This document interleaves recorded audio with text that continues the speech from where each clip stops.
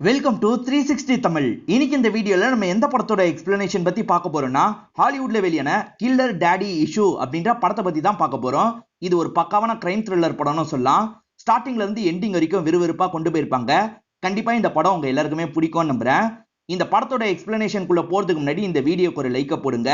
அது மூலியமா இந்த வீடியோ இன்னும் நிறைய பேர்கிட்ட கொண்டு போய் சேர்க்கப்படும். இப்ப டைம் வேஸ்ட் பண்ணாம நம்ம நேரடியா படத்தோட ஃபுல் எக்ஸ்பிளனேஷனுக்குள்ள போயிடலாம். படத்தோட ஸ்டார்டிங் சீனே ஒரு பொண்ணை காட்டுறாங்க. இவங்க பேரு கேரி அப்படின்றது. இவங்களும் குதிரையில ரைடு மாதிரி போயிட்டு இருக்காங்க. இப்ப லாங்ல இருந்து யாரோ ஸ்னைப்பர்ல இவங்களை குறி பாக்குறாங்க. சடனா ஷூட் பண்ணிடுறாங்க. இவங்க ஷோல்டர்லயே புல்லட் பட்டுது. இந்த பொண்ணுக்கு என்ன ஆச்சு ஏதாச்சுன்னு நமக்கு காட்ட மாட்டாங்க. அப்படியே கட் பண்ணி 4 வாரத்துக்கு முன்னாடி என்ன நடந்தது அப்படின்றத காட்டுறாங்க. ஸ்டார்டிங் கேரின்னு ஒருத்தங்களை காமிச்சாங்கல்ல, இவங்க தான் இந்த படத்தோட ஹீரோயினா இருப்பாங்க. இவங்க அப்பா 2 வருஷத்துக்கு முன்னாடி இறந்து போயிருப்பாரு. அம்மா இப்ப ட்ரிப்புக்காக போயிருக்காங்க. இவங்க தான் இந்த குதிரையெல்லாம் இப்ப கவனிச்சுக்கிறாங்க. இவங்க ஹஸ்பண்ட் பேரு லூக் அப்படின்றது. ஹீரோயின் ரீசெண்டா தான் பிரெக்னன்ட் ஆயிருக்காங்க. அதனால அடிக்கடி ஹாஸ்பிட்டலுக்கு போய் செக்அப்லாம் பண்ணிட்டு இருப்பாங்க. இத பத்திலாம் ஹஸ்பண்ட் கிட்ட இவங்க ஷேர் பண்ணிட்டு இருக்காங்க. ஹஸ்பண்டும் இவங்க கூட சேர்ந்த மாதிரி தான் வேலை எல்லாம் பார்த்துட்டு இருக்காரு. இப்பதான் ஒரு கார் வேகமா இவங்க இடத்துக்கு வருது. கார்ல யார் வரான்ற மாதிரி இவங்க கவனிக்கிறாங்க. பார்த்தா கார்ல இவங்க அம்மா தான் வந்திருக்காங்க. அம்மா வெக்கேஷன் முடிச்சுட்டு தான் இந்த இடத்துக்கு வந்திருக்காங்க. பக்கத்துல ஒரு வயசு பையன் இருக்காரு. யார் இவரு அப்படின்ற மாதிரிலாம் இவங்க கேக்குறாங்க. நான் தான் உன்னோட புது ஸ்டெப் டாட் அப்படின்ற மாதிரி அவர் சொல்றாரு. அவர் பேரு ரீட் அப்படின்றது. எது இவ்வளவு எங்கான ஸ்டெப் டாடா அப்படின்ற மாதிரி இவங்க ஷாக் ஆகுறாங்க. ஈரின் ஷாக் ஆனாங்கல்ல, அதே மாதிரி தான் இவங்க ஹஸ்பண்ட் ஆன லூக்கும் ஷாக் ஆகுறாரு. ஆனா ஷாக் ஆனதை பெருசா காட்டிக்க மாட்டாரு. இவங்க 2 பேரையும் வெல்கம் எல்லாம் பண்ணிட்டு இருக்காரு. இவங்க 2 பேருமே அவங்க ரூமுக்கு கிளம்புறாங்க. ஈரனுக்கு கீழே சோஃபியான்னு ஒரு பொண்ணு வேலை பாக்குறா. படிச்சுக்கிட்டே தான் இந்த வேலையை பார்த்துட்டு இருக்கா. அம்மா வந்து எதுக்காக அம்மா கூட டைம் ஸ்பெண்ட் பண்ணாம இங்க இருக்கீங்கன்ற மாதிரி சோஃபியா கேக்குறா. அப்பதான் இவங்க நடந்த விஷயத்தெல்லாம் சொல்றாங்க. இப்படி பண்ணுவாங்கன்னு நான் கொஞ்சம் கூட எதிர்பார்க்கல. அதனால தான் போக மனசே வர மாட்டேங்குது அப்படின்ற மாதிரிலாம் சொல்றாங்க. ஈரன் அம்மா பேரு கிரேஸ் அப்படின்றது. அவங்க துணிமணி எல்லாம் எடுத்து வச்சிட்டு இருக்காங்க. அப்பதான் இந்த இடத்துக்கு மரியான்ற வேலைக்காரி வராங்க. இவங்களோட பொண்ணாதான் சோஃபியா இருப்பாங்க. என்ன சமைக்கணும் அப்படின்ற மாதிரி தான் கேக்குறாங்க. அம்மாவும் என்னென்ன சமைக்கணும் அப்படின்ற மாதிரிலாம் சொல்லிடுறாங்க. இப்ப அம்மா கிட்ட பேசுறதுக்காக ஈரன் இந்த இடத்துக்கு வந்துடுறாங்க. கடைசியா போன்ல பேசும்போது கூட இத பத்தி நீங்க சொல்லு அப்படின்ற மாதிரி பொண்ணு கேக்குறாங்க. அம்மா என்ன சொல்றாங்கன்னா, 2 பேருமே சாதாரணமா பழகணும். அவன் ப்ரொபோஸ் பண்ணுவான்னு கொஞ்சம் கூட எதிர்பார்க்கல. திடீர்னு ப்ரொபோஸ் பண்ணிட்டான். எனக்கும் பிடிச்சிருந்தது. அதனால தான் ஓகேன்னு சொல்லிட்டேன் அப்படின்ற மாதிரி சொல்றாங்க. 2 பேருக்கும் 15 வயசு வித்தியாசம் இருக்கும். என்ன ஆக போதோ அப்படின்ற மாதிரி ஈரன் பயப்படுறாங்க. இப்ப நமக்கு மரியா பொண்ணு கூட பேசிட்டு இருக்கிறத காட்டுறாங்க. இவங்க 2 பேருமே பக்கத்துல இருக்க இடத்துல தான் தங்குறாங்க. என்னதான் இவங்க வேலை பார்த்தாலும் இந்த ஃபேமிலியை சேர்ந்தவங்க ஃபேமிலில ஒருத்தங்க மாதிரி தான் பாத்துப்பாங்க. இப்ப அம்மா இருக்காங்கல்ல, எல்லாரையும் டின்னருக்கு கூப்பிடுன்ற மாதிரி சோஃபியா கிட்ட சொல்றாங்க. சோஃபியா எல்லாரையும் கூப்பிட்டு வர வச்சிடறா. சோஃபியாவையும் கூட சேர்ந்து சாப்பிட சொல்றாங்க. அவளும் சாப்பிடுறதுக்காக உட்காந்துடுறா. அம்மாவும் ரீடும் சேர்ந்த மாதிரி படிக்கட்டு இறங்கி வந்துட்டு இருக்காங்க. நிறைய கன்னெல்லாம் ஒரு இடத்துல வச்சிருக்கிறத ரீடு கவனிக்கிறது. இதெல்லாம் என்னன்னு கேக்குறது. என் எக்ஸ் ஹஸ்பண்டுக்கு வேட்டையாடுறது ரொம்ப பிடிக்கும். அதனால தான் இவ்வளவு கன்னு வச்சிருக்காரு அப்படின்ற மாதிரிலாம் அம்மா சொல்றாங்க. இப்ப டைனிங் இடத்துக்கு வந்தோன்னே ஈரனும் நார்மலா அவர்கிட்ட பேச ஆரம்பிக்கிறாங்க. பேசுற ஈரன் இருக்காங்கல்ல, அவரோட வேலையை பத்தி எல்லாம் கொஞ்சம் நோண்டி நோண்டி கேக்குறாங்க. அதாவது பணத்துக்காக தான் இவர் அம்மாவை கல்யாணம் பண்ணிருக்காரு அப்படின்ற மாதிரி அவங்க நினைக்கிறாங்க. அதனால தான் இந்த மாதிரிலாம் கேள்வி கேட்கிறாங்க. என்ன பொண்ணு இந்த மாதிரிலாம் கேள்வி கேட்கிறா அப்படின்ற மாதிரி அம்மா லைட்டா கோவப்படுறாங்க. அவர் அதுக்கெல்லாம் கோவப்பட மாட்டாரு. அவரோட வேலையை பத்தி எல்லாம் நார்மலா சொல்றாரு. இப்ப சாப்பிட்டு முடிச்சதுக்கு அப்புறம் இவங்க வேலைக்காரங்க கூட சேர்ந்து கிளீன் பண்ணிட்டு இருக்காங்க. வந்திருக்க நபரை பத்தி நீங்க என்ன நினைக்கிறீங்க? எனக்கு பெருசா அவர் மேல நம்பிக்கை இல்ல அப்படின்ற மாதிரிலாம் பேசிட்டு இருக்காங்க. இந்த மாதிரி பேசிட்டு இருக்கும் போது கரெக்டா ரீடி உங்களுக்கு பின்னாடி வந்துடுறாரு. அதை பாக்குற வேலைக்காரங்க ஷாக் ஆயிடுறாங்க. மத்த வேலையை பாக்குறதுக்காக தள்ளி போயிடுறாங்க. இவங்க பேசின விஷயத்தெல்லாம் ரீடி கேட்டிருப்பாரு. அதை நினைச்சு கொஞ்சம் கோவப்படுறாரு. என்கிட்ட ஏதாவது சொல்லணும்னா நேரடியா என்கிட்ட சொல்லு. இந்த மாதிரி வேலைக்காரங்க கிட்ட எல்லாம் சொல்லாத. இப்ப இந்த வீட்டை பொறுத்த வரைக்கும் நான் தான் ஹெட். அதனால என்னை பத்தி பின்னாடி பேசுறத நிறுத்திக்கோ அப்படின்ற மாதிரி கொஞ்சம் கோவமா சொல்லிட்டு கிளம்புறாரு. இவர் கோவமா பேசினாரு பாத்தீங்களா, அதை பத்தி எல்லாம் இவங்களும் ஹஸ்பண்ட் கிட்ட சொல்றாங்க. உண்மையிலேயே அவ்வளவு ரூடா பேசினாரா அப்படின்ற மாதிரி ஹஸ்பண்ட் கேக்குறாரு. ஆமா, நானே ஒரு நிமிஷம் பயந்துட்டேன் அப்படின்ற மாதிரி சொல்றாங்க. அவன் ஏதோ பிளானோட வந்திருக்கான்னு நீ நினைக்கிறியா அப்படின்ற மாதிரி கேக்குறாரு. கண்டிப்பா ஏதோ பிளானோட தான் வந்திருக்கான். என்ன பிளான் கண்டுபிடிக்கணும்ன்ற மாதிரி இவங்க சொல்றாங்க. இப்ப 2 பேருமே இந்த இடத்துல கிஸ் எல்லாம் பண்ணிக்க ஆரம்பிக்கிறாங்க. ரீடு இருக்காரு பாத்தீங்களா, கதவோட இடுக்கு வழியா இவங்க பேசிட்டு இருக்க விஷயத்தெல்லாம் கவனிச்சிட்டு இருக்காரு. இப்ப வேலைக்காரி மரியாவும் இந்த வழியா வராங்க. இவர் கவனிக்கிறத பாக்குறாங்க. ஆனா கண்டுக்காம கிளம்பிடுறாங்க. ஈரன் அம்மா கிரேஸை பொறுத்த வரைக்கும் இந்த குதிரையை பத்தி எல்லாம் நல்லா தெரியும். ஆனா ரீடுக்கு குதிரையை பத்தி எதுவுமே தெரியாதுல்ல. எனக்கும் கொஞ்சம் சொல்லி தானே கேக்குறாரு. இவங்களும் எல்லாத்த பத்தியும் சொல்லி தந்துட்டு இருக்காங்க. நம்ம 2 பேருமே ரைடு மாதிரி போலான்னு சொல்லிட்டாங்க. இவரும் சரின்னு ஏத்துக்கிறாரு. இவங்க 2 பேருமே பேசிக்கிட்டே ரைடு மாதிரி போயிட்டு இருக்காங்க. இப்ப ஈரன் வெளியே கிளம்பலாம்னு நினைக்கிறாங்க. அப்பதான் அம்மாவோட குதிரை தனியா நின்னுட்டு இருக்கு. அதே மாதிரி அவர் கத்துற மாதிரிலாம் சவுண்ட் கேக்குது. என்ன ஏதுன்னு பாக்கிறதுக்காக வேகமா ஓடி வராங்க. பார்த்தா அம்மா ஒரு பாறையில தான் கீழே விழுந்து கிடக்குறாங்க. என்னாச்சு அப்படின்ற மாதிரிலாம் கேக்குறாங்க. தெரியல, பெல்ட் கட்டாயி கீழே விழுந்துட்டாங்கன்ற மாதிரி சொல்லிட்டாரு. உடனே ஹாஸ்பிட்டலுக்கு கூட்டு போனோம்னு முடிவு பண்றாங்க. வேகமா ஹாஸ்பிட்டலுக்கு கூட்டு வந்துடுறாங்க. அம்மாக்கு உடனே ஆபரேஷன் பண்ணும் அப்படின்ற மாதிரி டாக்டர் சொல்றாங்க. சாதாரண ஆபரேஷன் போல அப்படின்ற மாதிரி ஈரினும் சரின்னு சொல்றாங்க. ஆனா அது மேஜர் ஆபரேஷன் போல, சைன் பண்ணும் அப்படின்ற மாதிரி டாக்டர் லேடி சைன் எல்லாம் வாங்குறாங்க. இதனால ஈரின் பயங்கரமா கோவப்படுறாங்க. இதுக்கெல்லாம் நீதான் காரணம், நீதான் இப்படி பண்ணிட்ட அப்படின்ற மாதிரி ரீட் மேல கோவப்படுறாங்க. பெல்ட் அருந்து போனதுக்கு நான் என்ன பண்ண முடியும் அப்படின்ற மாதிரி கேக்குறாரு. இவ்வளவு நாள் அருகாத பெல்ட் நீ வந்தோட மட்டும் அருந்ததா, கண்டிப்பா நீ தான் ஏதோ பண்ணிருக்க அப்படின்ற மாதிரி சொல்றாங்க. ஆனா ஹஸ்பண்ட் இருக்கார்ல, ஈரினை சமாதானப்படுத்துறாரு. அதே மாதிரி இந்த இடத்துல மரியாக்கும் சோஃபியாக்கும் ஏதோ சண்டை போல. மரியா இருக்காங்கல்ல, சாப்பிட வான்ற மாதிரி கூப்பிடுறாங்க. எனக்கு சாப்பாடுலாம் தேவையில்ல போங்கன்ற மாதிரி சோஃபியா கோவமா சொல்றா.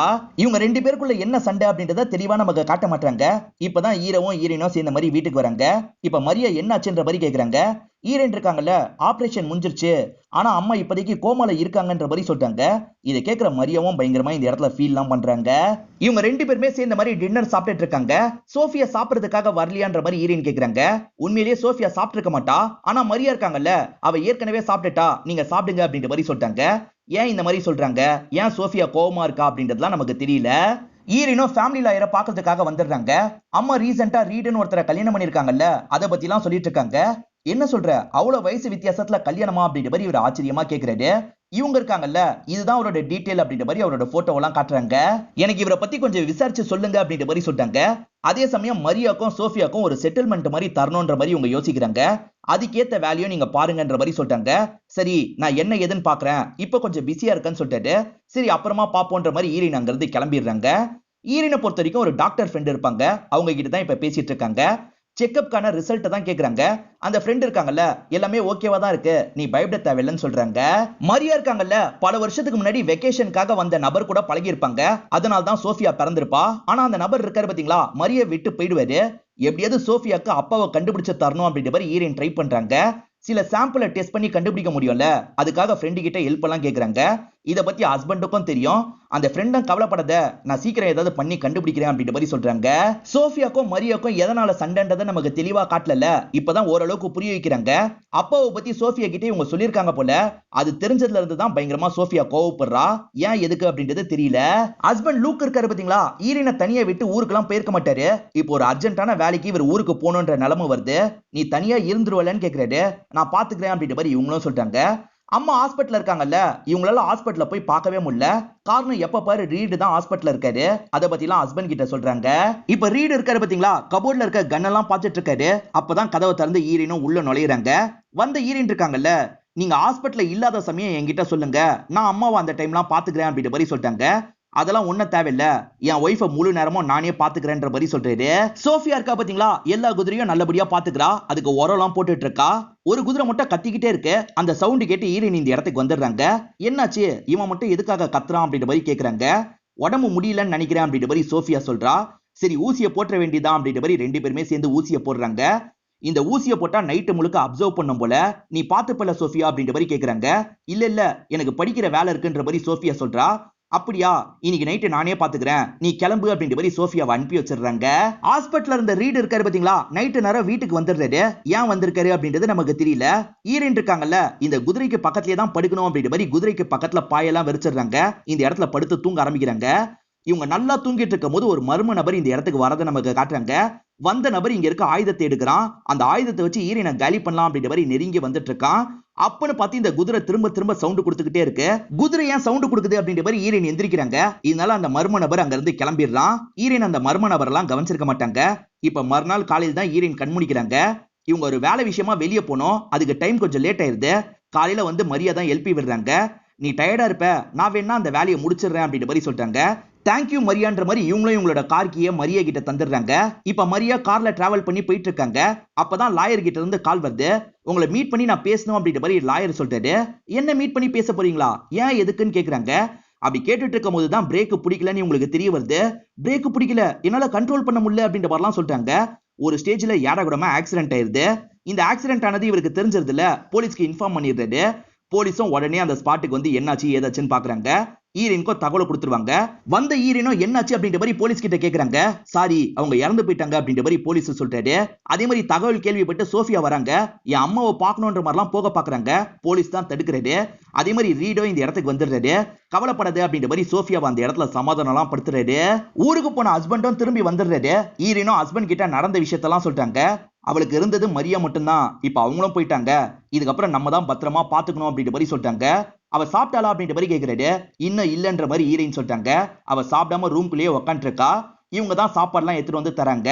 நீ எவ்வளவு கஷ்டத்துல இருப்பன்றது எனக்கு புரியுது, அதுக்காக சாப்பிடாம இருக்காத, சாப்பிடு அப்படின்ற மாதிரி ஈரினும் ஆறுதலா பேசிட்டு இங்க இருந்து கிளம்பிடுறாங்க. அப்படியே சில நாட்கள் ஓடுது. ஈரினும் ஹஸ்பண்டும் சேர்ந்த மாதிரி ஷாப்பிங் பண்றதுக்காக ஒரு கடைக்கு வந்திருக்காங்க. அங்க ஒரு ஷாக்கிங்கான விஷயத்த பாக்குறாங்க. அது என்னன்னு பாத்தீங்கன்னா, இந்த சோஃபியா இருக்கா பாத்தீங்களா, ரீடு கூட சேர்ந்த மாதிரி தான் ஒரு கடைக்கு வந்திருக்கா. ரீடோ இந்த பொண்ணு கிட்ட சிரிச்சு பேசுறாரு. இவளும் பதிலுக்கு சிரிச்சு எல்லாம் பேசிட்டு இருக்கா. ஹாஸ்பிட்டல விட்டுட்டு எதுக்காக இங்க வந்தாரு அப்படின்ற மாதிரிலாம் ஈரின் யோசிக்கிறாங்க.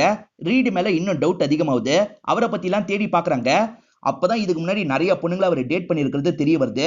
இவ்வளவு எங்கான பொண்ணுங்களை எல்லாம் டேட் பண்ணிருக்கான், அப்புறம் எதுக்காக என்னோட அம்மாவை கல்யாணம் பண்ணும், கண்டிப்பா ஏதோ ஒண்ணு இடிக்குது, இவனை பத்தி உண்மையை நான் கண்டுபிடிக்கணும் அப்படின்ற மாதிரிலாம் இவங்க ஹஸ்பண்ட் கிட்ட சொல்லிட்டு இருக்காங்க. அம்மாவை பாக்குறதுக்காக லாயர் ஹாஸ்பிட்டலுக்கு வந்திருப்பாரு. இப்ப சோஃபியா எப்படி இருக்கான்னு கேக்குறாரு. பரவாயில்ல, இப்ப கொஞ்சம் தேறிட்டான்ற மாதிரி ஈரின்னு சொல்லிட்டாங்க. சரி, நான் ரீட பத்தி கேட்டனே சொல்லுங்கன்ற மாதிரி கேக்குறாங்க. இவர் சொல்றதுக்காக வரும்போது கரெக்டா ரீடு இந்த இடத்துக்கு வந்துடுறாரு. இதனால லாயரும் ரீடு கிட்ட நார்மலா பேசிடுறாரு. இப்ப ரீடு ஒய்ஃபை பாக்கிறதுக்காக உள்ள போயிடுறாரு.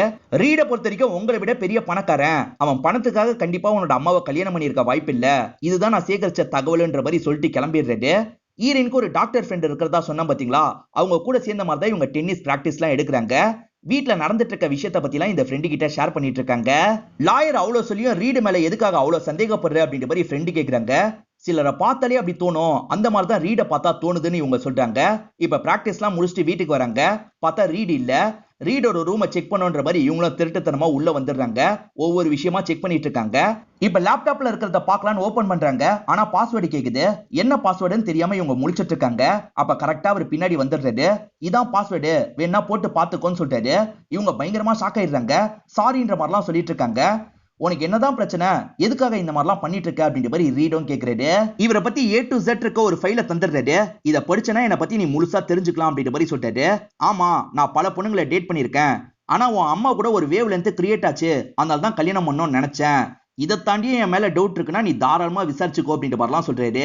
இதெல்லாம் கேட்டுட்டு இருக்க ஈரின் அழ ஆரம்பிச்சிடுறாங்க. என் அம்மா ஹாஸ்பிட்டல்ல இருக்காங்க, அதை பத்தி கவலைப்படாம உங்களை பத்தி விசாரிச்சுட்டு இருந்திருக்கேன், என்ன மன்னிச்சிருங்க அப்படின்ற மாதிரிலாம் சொல்லிட்டு இங்க இருந்து கிளம்புறாங்க. இப்ப இவர் இருக்கார்ல, குளிக்கலாம் அப்படின்ற மாதிரி ட்ரெஸ் எல்லாம் கழட்டிட்டு இருக்காரு. இவர் ட்ரெஸ் கழட்டிட்டு பேர் பாடியோட இருக்காரு பாத்தீங்களா. இந்த விஷயத்தெல்லாம் அந்த சோஃபியா மறைஞ்சிருந்து கவனிச்சிட்டு இருக்கா. அவர் பாத்ரூம்க்கு கிளம்பி போனதுக்கு அப்புறம் தான் இவ கிளம்பி போறா. ஏன் எதுக்குன்னு தெரியல. இப்ப ஈரின் இருக்காங்கல்ல, ஜாகிங் ஓடி வந்துட்டு இருக்காங்க. ஈரின லாங்ல இருந்து யாரோ கவனிக்கிற மாதிரி நமக்கு காட்டுறாங்க. அந்த நபர் யாருன்னு நமக்கு கிளியரா காட்ட மாட்டாங்க. அவன் கையில ஒரு கன் வச்சிருக்கான். இவங்களை ஷூட் பண்றதுக்காக தான் வந்திருக்கான் போல. ஆனா ஏடகுடமா ஸ்லிப் ஆகி கீழே விழுந்து ஃபயர் பண்ணிடுறான். ஃபயர் பண்ண சவுண்ட் ஈரினுக்கு கேக்குது இல்ல. ஈரின் உடனே லூக்குக்கு கால் பண்றாங்க. இந்த இடத்துக்கு கிளம்பி வான்னு சொல்லிட்டாங்க. இப்ப அமர் இருக்கான் பாத்தீங்களா, ஈரின் பாக்கிறதுக்கு முன்னாடி அங்க இருந்து கிளம்பிடுறான். ஈரின் வீட்டுல ஒரு கபோர்ட் இருக்கும் பாத்தீங்களா, அந்த கபோர்ட்ல இருந்து தான் கன் எடுத்திருக்கான் போல. திரும்பி அந்த கபோர்டை ஓபன் பண்ணி கன்னை வச்சிடறான். லூக்கோ சேஃப்டிக்காக வேற ஒரு கன்னை எடுத்துட்டு வந்துருவாரு. நீ சொன்ன இடத்துல சுத்தி முத்தி பாத்துட்டேன், யாருமே இருக்க மாதிரி எனக்கு தெரியலன்னு சொல்லிட்டாரு. நான் உண்மையிலேயே ஒருத்தரை பார்த்தேன், கண்டிப்பா யாரோ மறைஞ்சிருந்து என்ன ஷூட் பண்ண ட்ரை பண்ணிருக்காங்க அப்படின்ற மாதிரிலாம் இவங்க சொல்லிட்டு இருக்காங்க. இப்ப ஈரின் அம்மாவை பாக்குறதுக்காக வந்துடுறாங்க. அம்மா ரீட கூட்டு வந்ததுனால அம்மா கிட்டே இவங்க கொஞ்சம் கோவமா பேசியிருப்பாங்க. அதுக்காக அம்மா கிட்டே இந்த இடத்துல சாரி எல்லாம் கேட்டுட்டு இருக்காங்க. இப்பதான் அம்மா லைட்டா அசைய ஆரம்பிக்கிறாங்க. அம்மா முழிக்கவும் செஞ்சிடுறாங்க. இத பாக்குற ஈரினுக்கு ரொம்ப சந்தோஷமா இருக்கு. நான் உடனே ரீடு கிட்ட விஷயத்த சொல்றேன் அப்படின்ற மாதிரி ஈரின் சொல்றா. இந்த நிலைமையில ரீடு பார்த்தா நல்லா இருக்காது, வேணான்ற மாதிரி இவங்க சொல்லிட்டு இருக்காங்க. ஆனா அதுக்குள்ள சவுண்ட் கேட்டு ரீடு இந்த இடத்துக்கு வந்துடுறாரு. இவங்க முழிச்சிருக்கிறத பார்த்தோன்னா பயங்கரமா இந்த இடத்துல சந்தோஷம் எல்லாம் படுறாரு. அம்மா முழிச்சிட்டாங்க பாத்தீங்களா, அதை பத்தி இவங்களும் ஹஸ்பண்ட் கிட்ட சொல்றாங்க. இன்னைக்கே டாக்டர் கிட்ட பேசி வீட்டுக்கு கூட்டு வந்துடலான் இருக்குன்னு சொல்றாங்க. அவரும் சரின்ற மாதிரி ஏத்துக்கிறாரு. இப்ப அம்மாவை இவங்க வீட்டுக்கு எல்லாம் கூட்டு வந்துடுறாங்க.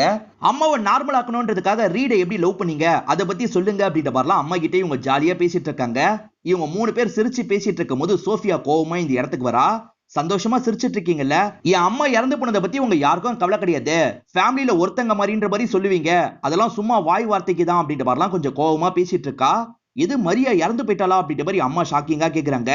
ஆமாமா, இப்ப நீங்க இருக்க நிலைமையில சொல்ல வேணாம், நார்மல் ஆனதுக்கு அப்புறம் சொல்லலாம்னு நினைச்சேன் அப்படின்ற மாதிரி பொண்ணு சொல்லிட்டு இருக்காங்க. இப்ப அம்மா இருக்காங்கல்ல, சோஃபியாக்கு ஆறுதல் சொல்ற மாதிரிலாம் பேசிட்டு இருக்காங்க. உங்க ஆறுதல் ஒண்ணும் எனக்கு வேணாம் அப்படின்ற மாதிரி சோஃபியா அங்க இருந்து கிளம்பி போயிடுறா. இதை நினைச்சு அம்மா ஃபீல் பண்றாங்க. நான் பேசி பாக்குறேன் அப்படின்ற மாதிரி பொண்ணும் சோஃபியா கிட்ட பேசுறதுக்காக வந்துடுறா. சும்மா பேச்சுக்கெல்லாம் குடும்பத்துல ஒருத்தர்னு நாங்க சொல்ல, உண்மையிலேயே மனசார தான் நாங்க சொல்லியிருக்கோம். யோசிச்சு பார்த்தா உனக்கே நல்லா புரியும். நான் வரேன் அப்படின்ற மாதிரி ஈரின் அங்க இருந்து கிளம்பி போயிடுறாங்க. இப்ப மறுநாள் காலையில ஈரினோ கண்முழிக்கிறாங்க. இப்ப குதிரையை வச்சுட்டு ரைடு போனோம் அப்படின்ற மாதிரி போயிட்டு இருக்காங்க. இதுதான் படத்தோட ஸ்டார்டிங்ல நமக்கு காமிச்சிருப்பாங்க.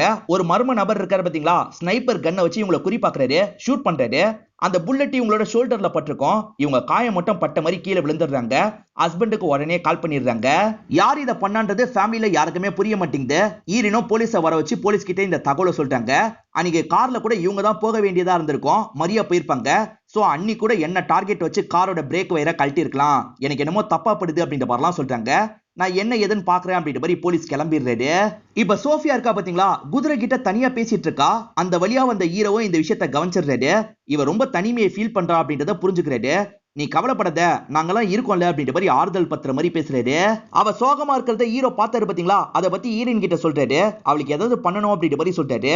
அவளுக்கும் மரியாக்கும் ஏதாவது பண்ணலான்ற மாதிரி நான் லாயர் கிட்ட பேசினேன். சீக்கிரமா அதுக்கு ஒரு முடிவு எடுக்கணும் அப்படின்ற மாதிரிலாம் சொல்றாங்க. இப்ப லாயர் இருக்காரு பாத்தீங்களா, அம்மா பொண்ணை பேசுறதுக்காக வர வச்சிருக்காரு. எதுக்காக கூப்பிட்டு தெரியாம இவங்க வந்திருக்காங்க. ஹஸ்பண்ட் சாகிறதுக்கு முன்னாடி சொத்தை மாத்தி எழுதி வச்சிருப்பாரு. ஒரு பர்டிகுலர் டேட் தான் அதை டிஸ்க்ளோஸ் பண்ணணும்னு சொல்லியிருப்பாரு. அந்த நாள் இன்னைக்கா தான் இருக்கும். அதனால தான் சொத்தை பத்தி பேசுறதுக்காக இவங்க ரெண்டு பேரையும் வர வச்சிருக்காரு. சொத்தை மொத்தமா 3 பாகமா பிரிச்சிருக்காரு. ஒய்ஃபுக்கு ஒரு பாகம், பொண்ணுக்கு ஒரு பாகம். ஒய்ஃபுக்கு ஒரு பாகம் இருக்கு பாத்தீங்களா, அதுல சில ரூல்ஸ் எல்லாம் இருக்கும். நான் இறந்து போய் 5 வருஷம் கல்யாணம் பண்ணாம இருந்தாதான் அவளுக்கு சொத்து போனோம். அவ கல்யாணம் பண்ணிட்டானா சொத்து போக கூடாதுன்னு எழுதியிருப்பாரு. ஆனா இவங்க 2 வருஷத்துல வேற ஒரு கல்யாணம் பண்ணிட்டாங்கல்ல, அதனால அம்மாக்கு எந்த சொத்தும் வராது அப்படின்ற மாதிரி சொல்றாரு. சரி, 3வது பாகம் யாருக்கு? இப்ப அம்மாவோட சொத்து யாருக்கு போகும்ன்ற மாதிரி பொண்ணு கேக்குறாங்க. அதுக்கு அவர் என்ன சொல்றாருன்னா, 3வது பாகம் உங்களோட வேலைக்காரங்க பேர்ல தான் எழுதி வச்சிருக்காரு. இப்ப அம்மாவோட பாகமும் அவங்க 2 பேருக்கு தான் போகும்ன்ற மாதிரி சொல்றாரு. இது சம்பந்தமா பேசுறதுக்காக தான் அன்னைக்கு மரியாக்கெல்லாம் கால் பண்ணி பேசியிருப்பாரு. மரியாவையும் ஃபேமிலி மாதிரி நினைச்சதுனால தான் அப்பா எழுதி வச்சிருக்காரு போல அப்படின்ற மாதிரி யோசிக்கிறாங்க. இப்ப அம்மாக்கு கணக்குப்படி பார்த்தா எந்த சொத்தும் கிடையாதுல்ல. இது ரீடுக்கு தெரிஞ்சா எப்படி ரியாக்ட் பண்ணுவான்னு தெரியலன்னு சொல்லிட்டாங்க.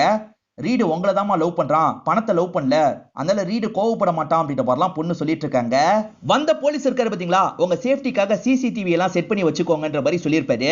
இப்ப ஹஸ்பண்ட் இருக்காரு பாத்தீங்களா, எல்லா பகுதியும் கவர் பண்ற மாதிரி சிசிடிவி எல்லாம் செட் பண்ணிடுறாரு.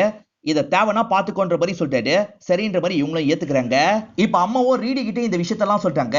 ரீடி இதெல்லாம் பெருசாவே ஏத்துக்க மாட்டாரு. எனக்கு சொத்தெல்லாம் முக்கியம் இல்ல, நீ தான் முக்கியம் அப்படின்ற மாதிரி சொல்லிட்டு இருக்காரு. அதே சமயம் லாயர் சோஃபியாவை அனுப்பி வைங்கன்ற மாதிரி சொல்லியிருப்பாரு. இதனால ஈரினும் சோஃபியாக்கு கால் பண்றாங்க. காலு போகவே மாட்டேங்குது. சோஃபியா, உங்ககிட்ட லாயர் பேசணும்னு சொன்னாரு, நீ ஃப்ரீயா இருக்கும் போது போன்ற மாதிரி வாய்ஸ் நோட்டை மட்டும் அனுப்பிடுறாங்க. அந்த வாய்ஸ் நோட்டை அவ கேக்குறா. ஆனா சோஃபியா பெருசா ரியாக்ட் பண்ணிக்க மாட்டா. சோகமா கார்ல உட்காந்துருக்கா. சோஃபியா ரொம்ப நேரமா வீட்டுக்கே வந்திருக்க மாட்டா. ஏன் வீட்டுக்கு வரல அப்படின்ற மாதிரி ஹஸ்பண்டுக்கும் இவங்களுக்கும் டவுட்லாம் வருது. இவங்க உடனே போலீஸை கூப்பிட்டுறாங்க. இந்த தகவல்லாம் போலீஸ் கிட்ட சொல்லிட்டு இருக்காங்க. அவ யாரையாவது லவ் பண்ணலாம் அப்படின்ற மாதிரி போலீஸ் கேக்குறாரு. அப்படிலாம் எங்களுக்கு தெரிஞ்சு எதுவும் இல்ல அப்படின்ற மாதிரி இவங்க சொல்லிட்டு இருக்காங்க. சரி, நான் என்ன ஏதுன்னு விசாரிக்கிறேன் அப்படின்ற மாதிரி போலீஸ் கிளம்பிடுறாரு. எதுக்காக போலீஸ்லாம் வந்தாரு அப்படின்ற மாதிரி ரீடு கேட்கறதுக்காக வராரு. இவங்களும் நடந்த விஷயத்தெல்லாம் ரீடுக்கு எக்ஸ்பிளைன் பண்றாங்க. இப்பதான் சோஃபியாக்கு வேற ஒரு நம்பர் இருக்கிறது இவங்களுக்கு தெரிய வருது. அந்த நம்பருக்கு கால் பண்ணி பாப்போன்ற மாதிரி ஹீரோவும் கால் பண்றாரு. Sofia attend பண்ணிடுறா. சோஃபியா, நீ எங்க போன? உன்னதான் எல்லாருமே தேடிட்டு இருக்கோம் அப்படின்ற மாதிரி சொல்றாங்க. என்ன போய் எதுக்கு தேடுறீங்கன்ற மாதிரி கேக்குறா. என்ன இப்படி பேசுற? நீயே இந்த ஃபேமிலியில ஒருத்தின்ற மாதிரி ஹீரோ சொல்றாரு. அப்படியா, நான் இந்த இடத்துல தான் கார் ரிப்பேர் ஆன மாதிரி நின்னுட்டு இருக்கேன். நீங்க டூல்ஸோட வந்தீங்கன்னா என்ன கூட்டு போயிடலாம் அப்படின்ற மாதிரி சொல்றா. அந்த லொகேஷன்லாம் இவர் கேட்டு நோட் பண்ணிக்கிறாரு. இத பத்தி ஈரின் கிட்ட சொல்றாரு. இதனால ஹீரோவும் ரீடும் சேர்ந்து போலான்னு முடிவு பண்றாங்க. அவங்க 2 பேருமே கார் எடுத்துட்டு கிளம்பிடுறாங்க. இப்ப ஈரின் அம்மா கிட்ட பேசுறதுக்காக வராங்க. ரீடு கொஞ்சம் கூட வருத்தப்படல, சரின்ற மாதிரி ஏத்துக்கிட்டான் அப்படின்ற மாதிரி அம்மா சொல்றாங்க. ஈரின் எதர்ச்சியா சிசிடிவியை கவனிக்கிறாங்க. பார்த்தா சோஃபியாவோட காரு வீட்டு வாசல்ல இருக்கிறது தெரியுது. சோஃபியா வீட்டுக்கு வந்துட்டா போல அப்படின்ற மாதிரி யோசிக்கிறாங்க. இவங்க அந்த இடத்துக்கு வரும்போது கதவு திறந்திருக்கு. இவங்க உள்ள வந்துடுறாங்க. சோஃபியா சோஃபியான்னு கூப்பிட்டுக்கிட்டே தான் உள்ள வராங்க. அப்பதான் ஒரு ரிப்போர்ட் இருக்கு. என்ன ரிப்போர்ட் அப்படின்ற மாதிரி இவங்க எடுத்து பாக்குறாங்க. சோஃபியா டிஎன்ஏ டெஸ்ட் பண்ணிருப்பா. ஈரின் அப்பா தான் சோஃபியாவோட அப்பான்ற மாதிரி ரிசல்ட் வந்திருக்கு. இதை ஈரின் ஷாக்கிங்கா பாத்துட்டு இருக்காங்க. இப்ப இவங்க 2 பேருமே சேர்ந்து கார்ல வந்துட்டு இருக்கிறத நமக்கு காட்டுறாங்க. அப்பதான் போலீஸ் கிட்ட இருந்து தகவல் வருது. சோஃபியாவை பத்தி செக் பண்ணும் போது ஒரு தகவல் தெரிய வந்தது.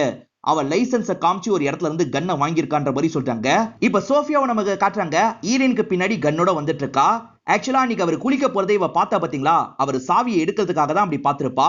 சாவி மூலியமா அந்த கபோர்டை ஓபன் பண்ணி தான் இவளுக்கு தேவையான கன் அப்ப எடுத்திருப்பா. இப்ப இவளுக்குனே சொந்தமா ஒரு கன்னை வாங்கிடுறா. ஈரின் மும்மரமா அந்த ரிப்போர்ட்டை பார்த்துட்டு இருக்கும் போது இவ பின்னாடி வந்துடுறா. இவ கன் வச்சிருக்கிறத பார்த்து ஈரின் ஷாக் ஆயிடுறாங்க. என்ன பண்ணிட்டு இருக்க, நிறுத்து அப்படின்ற மாதிரிலாம் சொல்லிட்டு இருக்காங்க. உனக்கு கிடைச்ச எல்லா விஷயமும் நியாயமா எனக்கும் கிடைச்சிருக்கணும், ஆனா நானும் என்னோட அம்மாவும் இந்த இடத்துல வேலைக்காரி மாதிரி தான் இருந்தோம் அப்படின்ற மாதிரி சொல்றா. ஈரின் சடனா தள்ளி விட்டு வேகமா ஓட ஆரம்பிக்கிறாங்க. இவருக்கால ஈரினை விடக்கூடாது அப்படின்ற மாதிரி கன்னோட துரத்திட்டு வந்துட்டு இருக்கா. குதிரையெல்லாம் லாக் பண்ற மாதிரி ரூம் இருக்கும் பாத்தீங்களா, அந்த ரூம்குள்ள வந்து தான் ஈரின் ஒளிஞ்சிருக்காங்க. இவ குதிரைலாம் இருக்கிற இடத்துக்கு வந்துடுறா. எங்க ஒளிஞ்சிருக்க வாய்ப்பு இருக்குன்ற மாதிரி ஒவ்வொரு இடமா தேடிட்டு இருக்கா. இந்த ரூம்ல தான் இருக்க வாய்ப்பு இருக்குன்ற மாதிரி அந்த ரூமை நோக்கி நடக்கிறா. அவ வந்தா அடிக்கணும்ன்ற மாதிரி ஈரின் ரெடியா இருக்காங்க. அவ பக்கத்துல வரும்போது சடனா அட்டாக் பண்ணிடுறாங்க. அவளை அந்த இடத்துல லாக் பண்றாங்க. உன்னோட அப்பாவை கண்டுபிடிக்கிறேன்ற மாதிரிலாம் ஈரின் சொன்னாங்கல்ல, இவங்க தெரிஞ்சுக்கிட்டே தான் ஏமாத்திருக்காங்க அப்படின்ற மாதிரி சோஃபியா நினைக்கிறா. அம்மா கிட்டயும் அடிக்கடி கேட்டுக்கிட்டே இருந்திருப்பா. அம்மா ஒரு ஸ்டேஜ்ல இவர் தான் அப்பான்ற மாதிரி சொல்லியிருப்பாங்க. அப்பத்துல இருந்து தான் இவ கோவப்பட்டிருப்பா. அந்த டைம் தான் ரீடோ இந்த இடத்துக்கு வந்திருப்பாரு. அம்மா பெல்ட் கட்டாயி கீழே விழுந்தாங்க பாத்தீங்களா, அது இவளோட வேலையா தான் இருக்கும். அது தெரிய வந்தோன்னே இந்த ஃபேமிலியை சேர்ந்த எல்லாரையும் கொல்லணும் அப்படின்ற மாதிரிலாம் இவ யோசிச்சிருப்பா. எங்க மேல கோவப்பட்டு என்ன ஆக போகுது, எங்களுக்கு உண்மையிலேயே தெரியாது. லாயர் உன்னை பார்க்கணும்னு சொன்னது எதுக்கு தெரியுமா, இந்த சொத்து விஷயத்தை பத்தி எல்லாம் பேசுறதுக்காக தான், புரிஞ்சுக்கோன்ற மாதிரி ஈரின் சொல்லிட்டாங்க. ஆனா இவ கேட்காம ஈரினோட கழுத்தெல்லாம் நெரிச்சிட்டு இருக்கா. ஒழுங்கா நிறுத்திடு, இல்ல ஷூட் பண்ண கூட தயங்க மாட்டேன் அப்படின்ற மாதிரி கிரேஸ் சொல்றாங்க. இதனால இவ பயத்துல கழுத்துல இருந்து கை எடுத்துடுறா. கொஞ்ச நேரத்துல போலீஸ்க்கு தகவலை கொடுத்து போலீஸ்லாம் இந்த இடத்துக்கு வந்துடுறாங்க. அந்த பொண்ணை அரெஸ்ட் பண்ணி கூட்டு போக ஆரம்பிக்கிறாங்க. ஈரினை சாவடிக்கிறதுக்காக பிரேக் வயரை கட் பண்ணிருப்பா. அதனால தான் மரியா இறந்து போயிருப்பாங்க. அது குற்றம் தானே, அதுக்கான தண்டனை கிடைக்கும்ன்ற மாதிரிலாம் ஷெரீஃப் இந்த இடத்துல பேசிட்டு அவளை இங்க இருந்து கூட்டு போயிடுறாரு. ரீடு இந்த இடத்துக்கு வந்ததுக்கு அப்புறம் தான் இந்த மாதிரிலாம் நடந்திருக்கும். அதனால தான் இவங்க ஸ்டார்டிங்ல இருந்து ரீடு மேல சந்தேகப்பட்டிருப்பாங்க. இப்பதான் ஈரினுக்கு எல்லாமே கிளியர் ஆகுது. இதோடய நமக்கு படத்தை முடிச்சிடுறாங்க.